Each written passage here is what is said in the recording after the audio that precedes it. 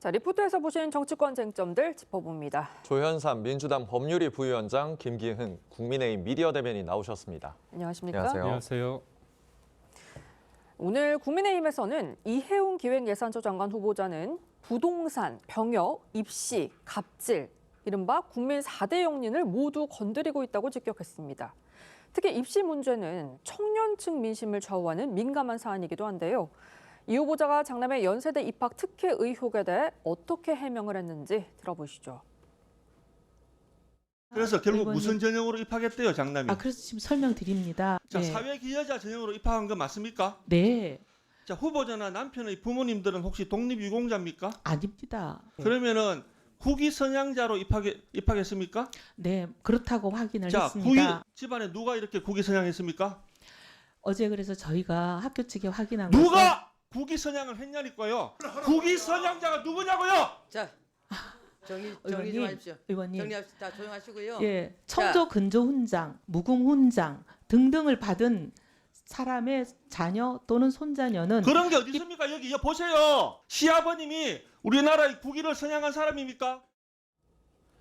장남이 연세대학교에 입학하면서 내무부 장관을 지낸 시아버지의 훈장을 제출해 사회기여자 전형 가운데 이 국위 선양 자율권을 충족했다는 건데 오늘 국민의힘 이 헌법 정신에 반하는 불법 의혹이라고 설명했습니다. 네, 그 헌법 제 11조를 보면 훈장 수훈을 근거로 훈장을 받은 자에게만 효력이 있다는 겁니다. 네. 그러니까 할아버지가 받았으니까 할아버지가 훈장으로서의 어떤 여러 가지 혜택은 받을 수 있겠지만 네. 손자한테까지 영향을 준다. 좀 황당하고요. 좀 기가 찰 노릇이라고 합니다. 우리가 최윤석 국민의힘 의원 같은 경우는 좀 큰 소리 치시잖아요. 근데 저분이 저만큼 소위 말해서 분노할 수밖에 없는 지점이 있습니다. 처음에 사회 기여자 쪽으로 입학을 했느냐가 질문을 했습니다. 서면으로. 근데 계속 다주택 자녀다. 죄송합니다. 다자녀 자녀다. 네. 이런 식으로 얘기를 해왔습니다. 네. 그러다가 어제 그 당시에만 갑자기 입장이 다시 바뀐 겁니다. 그러니까 계속 일방적으로 거짓말을 했고 청문 당일날 이 세세한 내용에 대해서 청문위원들이 검증하기 힘든 거잖아요. 그래서 이해운 지명자 쪽에서는 이거를 일종의 전략상 사실관계를 처음부터 은폐한 상태에서 그날 얘기를 한 거거든요. 근데 우리나라가 고려시대 음서제가 있는 것도 아니고 부모나 아니면 할아버지로 인해서 이렇게 혜택을 준다는 그 자체가 어불성설이고 이런 상황 속에서 어떻게 보면 정직하지 못하고 상식에 맞지 않는 행위에 대해서 부끄러워하지 않은 상태에서 뭔가 이런 식으로 뻔뻔하게 얘기하는 것 자체가 저희 국민들을 도발하는 게 아닌가 싶습니다. 네, 방금 들어온 속보 하나 전해드리면 이재명 대통령이 숙고 끝에 이해운 후보자의 지명을 철회했다는 소식이 들어왔습니다. 네, 다시 한번 전해드리면 이재명 대통령이 주말 동안의 여론을 살피기로 했었는데 숙고 고심 끝에 후보자 지명을 철회하기로 결정했다는 소식 이런 전해드립니다. 여러 가지 사안을 종합적으로 고려한 것이지 특정 사안 한 가지 사안에 의해서 그 지명 처리가 이루어진 것은 아니다 이렇게 말씀드리겠습니다. 네. 예, 수석님 서울신문 김진아 기자인데요. 자진 사퇴가 아니라 지명 철회로 결론이 난 이유가 뭔지 좀 궁금합니다. 그래서 이건 뭐 자진 사퇴냐 지명 처리냐 그것은 그때그때 상황이 다른데 이번 같은 경우는 대통령께서 후보자를 임명하실 때도 그 보수 진영에 있는 분을 모셔왔기 때문에 지명 철회까지도 인사권자로서 그 책임을 다하신 것이다 이렇게 이해해 주시면 고맙겠습니다. 네, 이것으로 한 분만 더 오른 질문 받겠습니다. 예, 수석님 뉴스원의 한재중 기자입니다. 네. 말씀해주신 것 중에서 이제 대통령의 통합 의지는 계속된다고 말씀해주셨는데 어쨌든 이해운 후보자는 지명 철회가 됐고요.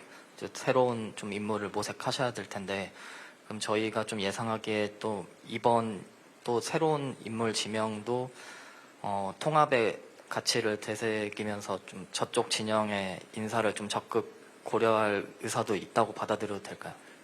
그 얘기는 원론적인 입장이라고 이해해 주시면 좋겠습니다. 기획예산처 장관이란 자리에 한정된 게 아니라 앞으로 대통령께서 인사가 다양하게 여러 자리 있지 않겠습니까?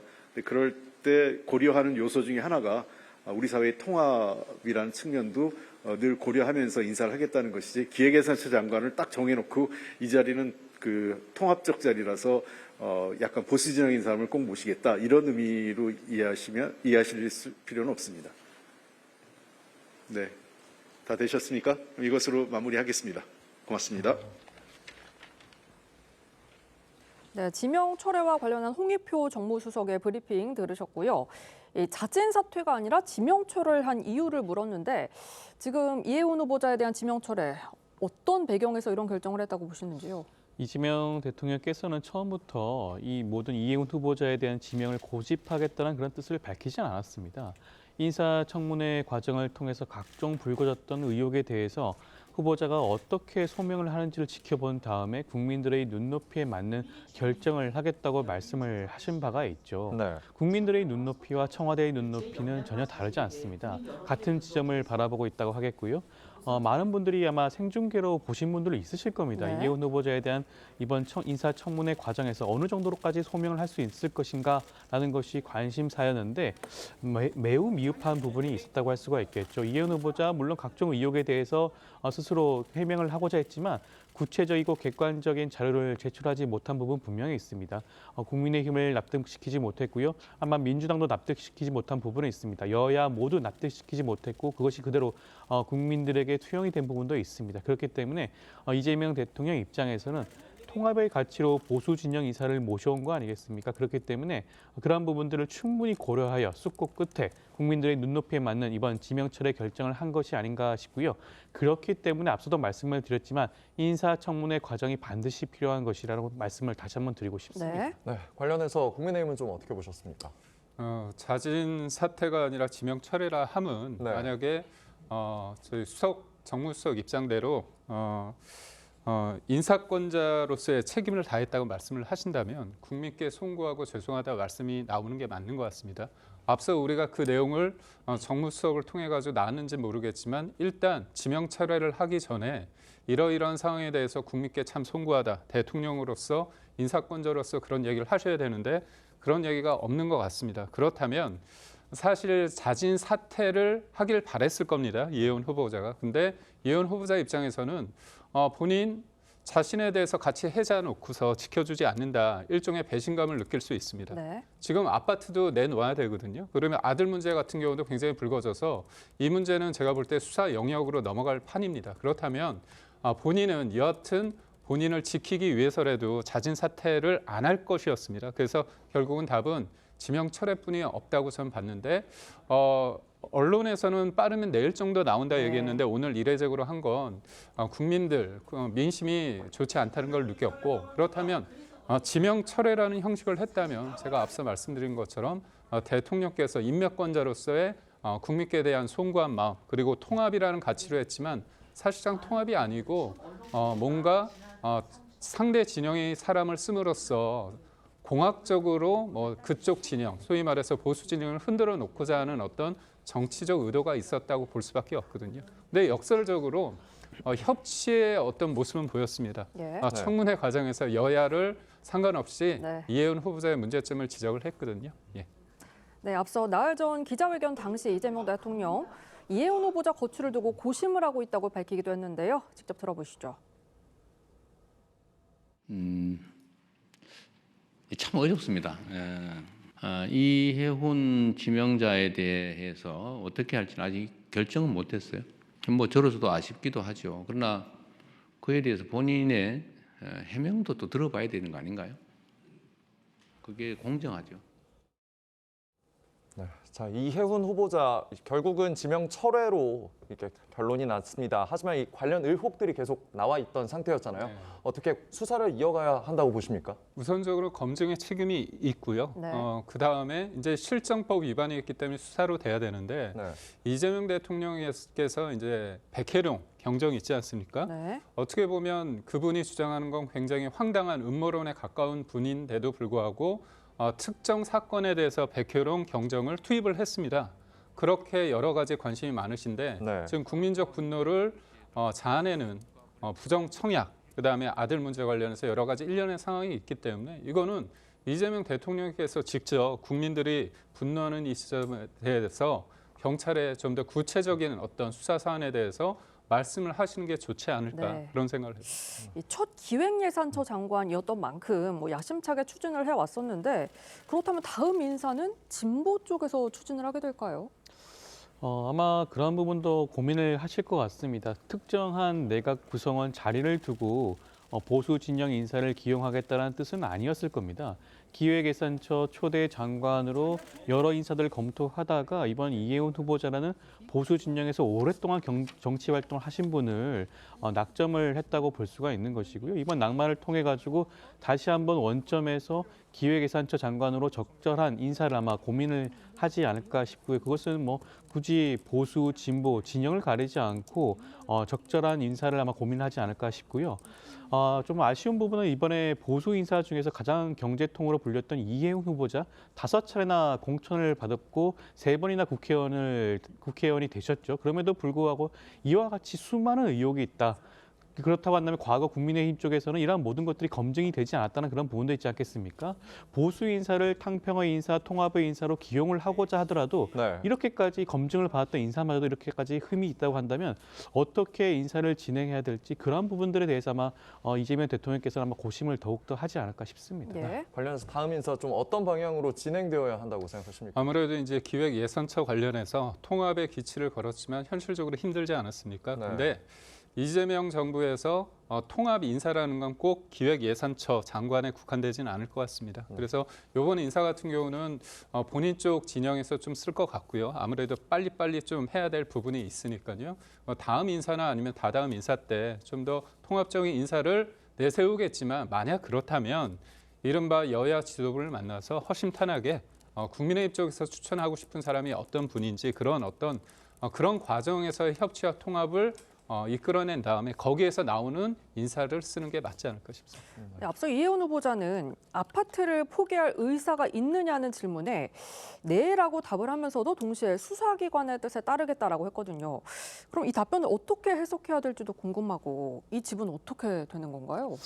이해운 후보자가 진정성이 있다고 한다면 그 수사기관의 결과에 따라야겠죠. 아마 지금 여러 가지 고발 조치가 들어갔는지 들어갈 예정인지는 알 수 없습니다만 네. 관련해 수사가 진행이 될 수는 있을 겁니다.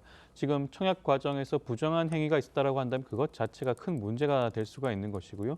추후에 형사처벌 또는 계약 취소에 이를 여지도 있습니다. 그런 부분들을 충분히 살펴볼 수 있기 때문에 수사는 수사대로 진행이 되고 그 결과에 따라서 아마 이해운 후보자가 계약이 취소되든 아니면 수분양자가 형사처벌을 받든 그러한 결과가 이어질 가능성도 있지 않을까 싶습니다. 네, 관련해가지고 이 장남의 연대 입학 의혹 관련해서도 사실 청년층의 박탈감 심하지 않겠냐 이런 의견들도 나오긴 하거든요. 어떻게 보십니까? 제가 청년층뿐만이 아니라 제가 50대입니다. 네. 아이들이 이제 입시에 있기 때문에 네. 50대도 표심이 굉장히 안 좋을 것 같습니다. 그러니까 이 입시라는 게 왜 민감하냐? 일종의 사회 출발하는 출발선에 있는 거잖아요. 그렇기 때문에 우리가 입시와 병역 관련해서 민감할 수밖에 없는데 이른바 4대 악재가 다 있습니다. 부동산, 그다음에 병역, 입시, 갑질까지 다 있습니다. 그러니까 공정한 사회를 지향하는 국민들 입장에서는 이건 받아들일 수 없다고 보고 있고요. 네네. 아이 문제 관련해서 어떻게 저는 그런 제도가 있다는 것 자체가 웃기지만 그 제도를 만드는 연세대에서 그 인사와 입시 관련해서 행정할 수 있는 사람 중에 그 본인의 아빠가 있다는 거잖아요. 이해운 후보자의 배우자가 사무부처장이라는 겁니다. 그리고 그 학교의 경영학과 교수였습니다. 그렇다면 영향을 주지 않겠습니까? 아빠 찬스가 있을 수밖에 없기 때문에 이거는 할아버지 찬스와 아빠 찬스를 동시에 이용한 굉장히 비겁한 행동이다. 그렇기 때문에 저는 이거는 법적으로 따져봐야 될 문제가 아닌가 싶습니다. 네, 이재명 대통령의 지명 철회 결정이 나기에 앞서서 오늘 국민의힘에서는 이 후보자의 부정 청약 재산 형성 과정과 관련해서 대통령실이 직접 수사 의뢰하라고 촉구를 했거든요. 특히 이른바 이 검증 라인을 정조준하면서 책임론을 꺼내들었는데 이게 후보자 개인을 넘어서 대통령실 인사검증 시스템의 전반을 문제 삼겠다 이런 의도로 봐야 될까요? 이재명 대통령께서 신년 기자회견을 통해서 본인도 좀 알 것 같아요. 검증 라인에 뭔가 문제가 있지만 저희 쪽에 좀 진영의 문제로 좀 치환을 했습니다. 국민의힘 쪽에서 5번의 공천을 받았는데 그게 문제인 거 아니냐. 근데요, 물론 저희 진영에서 잘못한 부분은 저는 인정합니다. 다만 선출직 공무원으로서의 국회의원을 검증하는 것과 그리고 어떻게 보면 장관으로서 국무위원을 검증하는 것은 그 레벨이 다릅니다.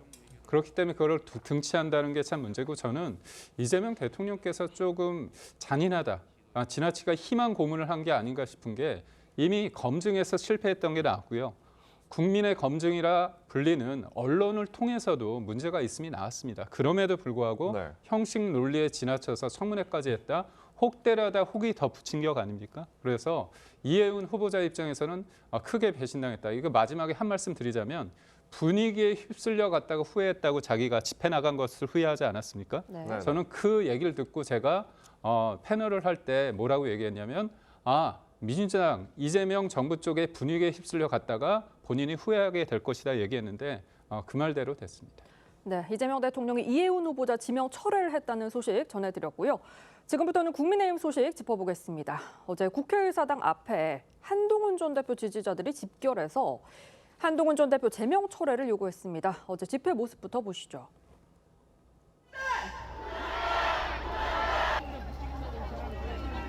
한동훈을 내친다는 국민의힘 각오해라!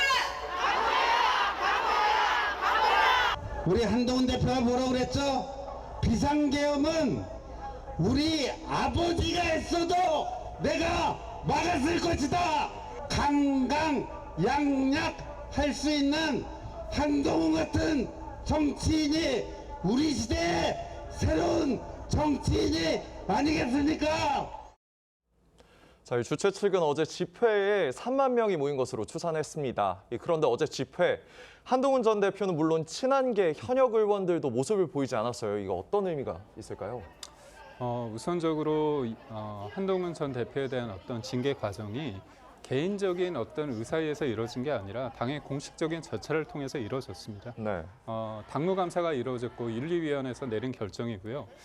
그 다음에 또 어떤 게 있습니까? 정치적으로 해결하기 위해서 신동욱 최고위원 같은 경우는 최고위에서 이 부분에 대해서 공개 검증하자고 했습니다. 네. 근데 무조건 다 조작이고 정치 보복이라고 한다면 이거는 어떻게 되는 겁니까? 저는 한동훈 전 대표가 재심을 요청하거나 아니면 가처분을 해서 법적으로 다투거나 해야 되는데 이건 결국 주변 사람들과 주변 사람들이 싸울 수 있는 갈등 양상으로 증폭되고 있거든요. 그런 차원에서 좀 아쉬움이 있고 그러다 보니까 당의 공식적인 어떤 절차를 통해서 이루어지는 부분에 대해서 당내 의원들이 이걸 현장에 간다? 그런 부분에 있어서 조금 본인들이 생각하기에도 궁색하다. 그러다 보니 가지 못한 게 아닌가 싶습니다.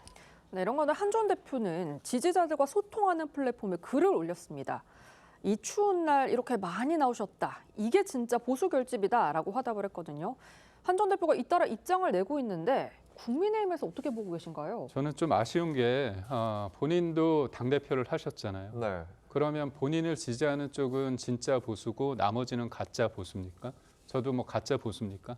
이렇게 이분법적으로 보는 것 자체에 대해서 좀 안타깝습니다. 본인을 지지하지 않더라도 국민의힘 쪽에 당원들이 어떻게 가짜 보수가 될 수 있습니까? 전 안타까운 게 저번에 전당대회 때 한동훈 전 대표는 출마를 하지 않았습니다. 근데 이른바 결선 투표 때 뭐라고 했습니까? 최악을 막기 위해서 차악을 택해야 된다. 김문수 후보가 차악이고 그 당시에 장동혁 대표가 최악이었습니다. 본인 기준으로는. 이렇게 이분법적으로 보는 게 과연 문제가 해결할 수 있는가. 무엇보다도 장동혁 대표가 단식을 하는 과정에 많은 사람들이 이른바 김근식 당협위원장 같은 한동훈 전 대표 측에 있는 사람마저도 좀 와서 만나라. 악수하고 그러다 보면 좀 풀 수 있는 공간이 생기지 않느냐 이런 얘기를 많이 했습니다. 네네. 많은 당원들이 요구했습니다. 근데 안 하셨거든요. 그러고 나서 장외에 나가서 이렇게 실력 행사를 하신 분들한테 어떻게 보면 그렇게 하는 게 맞다고 얘기하는 게 책임 있는 정치인의 모습인가에 대해서는 저는 의문입니다. 네, 자, 이제 단연 관심은 한동훈 전 대표에 대한 징계 결론일 겁니다. 앞서 한 전 대표 이 자신을 향한 징계는 조작이자 정치 보복이라고 강조했는데요. 들어보시죠. 저에 대한 징계는 명백한 조작이자 정치 보복입니다. 국민 여러분과 당원들께 걱정을 끼쳐드린 점에 대해서 당을 이끌었던 책임 있는 정치인으로서 송구한 마음입니다. 장동혁 대표가 이번 주 당무에 복귀를 하는 걸로 알려졌고요. 제명 확정 여부 최고위원회 논의 사안이 됐습니다. 지금 당내 분위기는 어느 쪽으로 모아지고 있다고 봐야 될까요? 사실 장동혁 대표의 마음이 좀 중요하지 않겠습니까? 네. 아무래도 절차가 있는 만큼 무한히 어떻게 보면 미룰 수는 없지만 현실적으로 주초에 이뤄질 것들은 좀 미뤄질 수밖에 없는 것 같습니다. 장동혁 대표의 단식을 통해서 얻은 부분이 뭐냐? 국민의힘 보수 쪽에 하나가 될 수 있는 어떤 뭔가 리더십을 공고히 하는 역할이 있습니다. 그러면 단식이라는 게 굉장히 자신을 다 던진 상태에서 하기 때문에 저는 장동혁 대표가 이런 일련의 상황을 다시 한번 복귀하고 생각하는 본인의 시간을 또 역설적으로 가졌다고 생각합니다. 네. 그렇다면 더 큰 승리를 위해서 어떤 결정을 하는 게 좋을지에 대해서 본인이 생각이 많을 거고요. 그리고 또 저희가 한 사람에 의해서 뭔가 정해지는 당이 아닌 만큼 최고위에서 다양한 의견들이 좀 있지 않을까 싶습니다.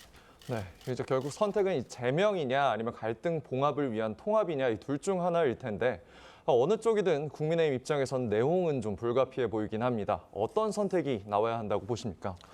뭐 외부에서 봤을 때는 장동혁 대표와 당 지도부가 제명을 처리하는 것이 국민의힘으로 봤을 때는 뭐 유리하다고 할 수가 있겠죠. 네. 지금 살펴보게 되면 이번에 제명 처리를 요구하는 당원들, 국민의힘 지지자들이 3만 명이 넘는 인원들이 야외 밖에서 모여서 집회를 열었습니다. 당협위 차원에서 모은 게 아니에요. 자발적으로 모인 인원이 3만 명이 넘는 인원들이 모여서 집회를 열고 있다? 이것을 굉장히 심각하게 봐야 되는 부분이 아닌가 싶습니다. 그럼에도 불구하고 과연 장동혁 대표가 그러한 결정을 할 것인가요? 저는 그렇지 않다고 봐요. 그렇다고 한다면 아마 단식 논성을 하진 않았을 겁니다. 단식 논성을 그 명분을 쌍특검을 들긴 했지만 많은 국민들이 뭘 기대했습니까? 과연 한동훈 대표가 단식 농성장에 찾아갈 것인지 아닌지에 대한 관심만이 집중이 됐죠. 그만큼 네. 이것은 대내용이라는 의식이 굉장히 팽배한 상황이었고요. 그럼에도 불구하고 단식 농성장에 한동훈 전 대표가 찾아오지 않았습니다. 아마 장동혁 대표는 그런 부분들을 충분히 감안을 해서 봉합보다는 제명 고수를 결정하지 않을까 싶습니다. 네, 그런데 금요일에 발표된 갤럽 여론조사를 보면 장동혁 대표가 이 쌍특검 관철을 목표로 8일간의 단식을 했음에도 국민의힘 지지율이 지난해 8월 장 대표 취임 이후 최저치로 떨어졌거든요. 이유가 뭐라고 분석을 하십니까? 일단 이제 그 한동훈 전 대표의 제명에 반대하는 분들이 3만 명 모였다는 것은 그쪽의 주장입니다. 경찰의 어떤 구체적인 객관적인 추산은 아니라는 점을 우선 말씀해 드리고요. 여론조사는 추이가 중요합니다. 그래서 굉장히 절실함을 갖고 했는데 지지율이 그렇게 나왔다는 것은 저희가 뭔가 좀 심각하게 봐야 될 대목이라고 보는데 다른 여론조사 같은 경우가 저희가 주초에 있었던 어떻게 네. 보면 내일 또 나오겠죠. 리얼미터 네. 같은 경우는 뭔가 결집하는 양상을 보였기 때문에 저는 주말 사이에 여론 1년의 상을 봤을 때 내일 리얼미터의 어떤 여론조사를 봤을 때 어떤 결과일지를 볼 거고요. 사실 저희가 국민의힘 쪽 보수 진영에 있어서 가장 안타까운 게 왜 하나가 되지 못하느냐, 싸우지 못하느냐 네. 이 부분인데 이거를 장동혁 대표가 몸을 던짐으로써 헌신함으로써 일종의 하나의 큰 낮은 그릇이 됐다고 봅니다. 그런 차원에서 앞으로는 지금 하나 된 마음을 어떤 방식으로 풀어가는가. 그 풀어가는 방식에 있어서 그 첫 번째 숙제라고 할까요? 그게 한동훈 전 대표의 관계 맺음이기 때문에 이 부분을 얼마나 큰 승리를 위해서 어떤 식으로 할지 이 부분에 대한 것. 그리고 또 하나는 한동훈 전 대표가 지금 끝난 게 아니기 때문에 본인이 입장을 어떻게 취함으로써 역설적으로 장동혁 대표에게 일종의 운신의 폭을 만들어줄 수 있는지에 대해서 한동훈 전 대표의 어떻게 보면 정치력이 한 번 더 시험대에 있는 게 아닌가 싶습니다. 네, 지금까지 정치권 쟁점 짚어봤습니다. 두 분 말씀 여기까지 듣겠습니다. 감사합니다. 감사합니다. 고맙습니다.